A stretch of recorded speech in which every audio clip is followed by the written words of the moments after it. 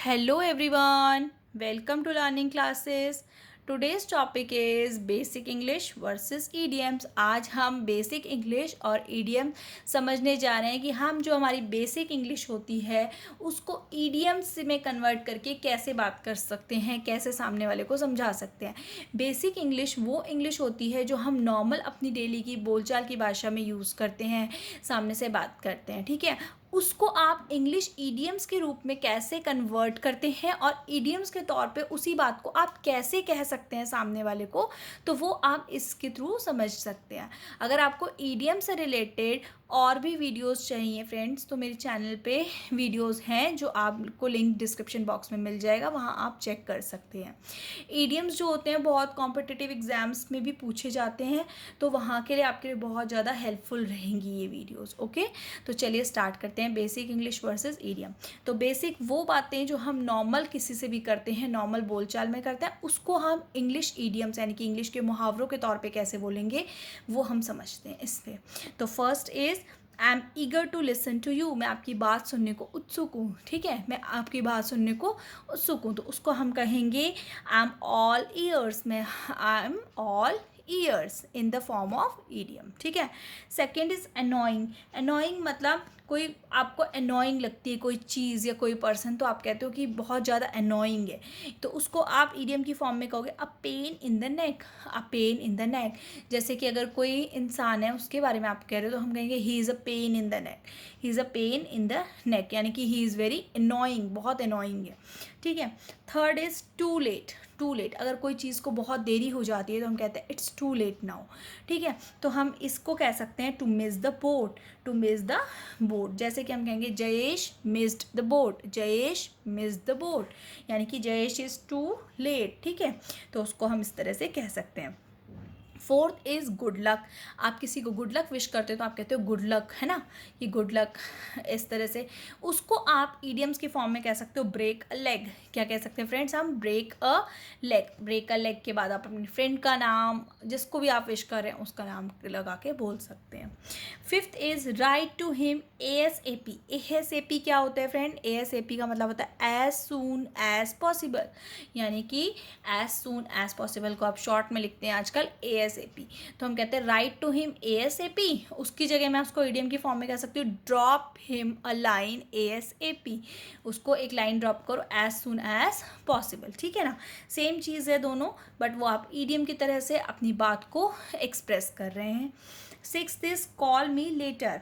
Call me later, इसको हम कह सकते हैं रिंग मी लेटर, ठीक है. अगर मैं किसी को बोल रही हूँ कि call you, I will call you later, तो मैं उसकी जगह बोल सकती हूँ I will ring you later, ठीक है friends. Seventh is she leaked my secret. उसने मेरे सीक्रेट्स खोल दिए, यानी कि उसने मेरे भेद बता दिए सारे के सारे सबको, तो उसकी जगह मैं बोल सकती हूँ शी स्पिल्ड द बीन्स. क्या कह सकती हूँ friend? She spilled the beans. उसने सारे भेद सबको बता दिए हैं. Eighth is she kept talking about unnecessary things. वो जो है फालतू की इधर उधर की बातों को घुमा फिरा के बता रही है, और मतलब इस तरह से बात को घुमा रही है, इधर उधर की बातें बता रही है, तो उसकी जगह मैं कह सकती हूँ she kept beating around the Bush. She kept beating around the Bush यानी कि वो बातों को घुमा फिरा के इधर उधर की बातें अननेसेसरी कर रही है, ठीक है. Ninth is I ignored it. Ignore करना किसी को समझते हैं ना, आप किसी की बात पे ध्यान ही नहीं दे रहे हैं, सुन ही नहीं रहे हैं, तो उसको इग्नोर करें, तो मैं कहूँगी आई इग्नोर्ड इट. उसकी जगह हम कह सकते हैं आई टर्न्ड अ ब्लाइंड आई, यानी कि मैंने आंखें मूंद ली, मैंने उसकी बात सुनी ही नहीं, इग्नोर करा उसको. I turned a blind eye. Tenth is let's discuss something else. चलो कुछ और डिस्कस करते हैं. इस बात पे बहुत बात हो गई, अब इस टॉपिक को चेंज करते हैं, कुछ और डिस्कस करते हैं. तो उसकी जगह मैं कह सकती हूँ let's switch gears. Let's switch gears यानी कि गियर्स चेंज करते हैं, बात को बदलते हैं, टॉपिक को, ठीक है. 11th is what do you think. आप क्या सोचते हैं? व्हाट डू यू थिंक, आप क्या सोचते हैं, आपका ओपिनियन क्या है, आपका आइडिया क्या है इस बारे में, तो ये. तो उसकी जगह मैं कह सकती हूँ व्हाट्स योर टेक. क्या कह सकती हूँ in the form of idiom what's your take, ठीक है, यानी कि आपका ओपिनियन ही पूछ रही हूँ, तो मैं इस तरह से पूछ सकती हूँ. 12th is it's old news. ये तो बहुत ओल्ड न्यूज़ हो गई, यानी कि ये तो बहुत पुरानी बात हो गई, ठीक है ना. तो जो चीज़ पुरानी हो चुकी तो होती ना कि जो बीत गया या पुरानी हो गई, इस तरह से, तो उसकी जगह मैं कह सकती हूँ it's water under the bridge. Is it's water under the bridge, ठीक.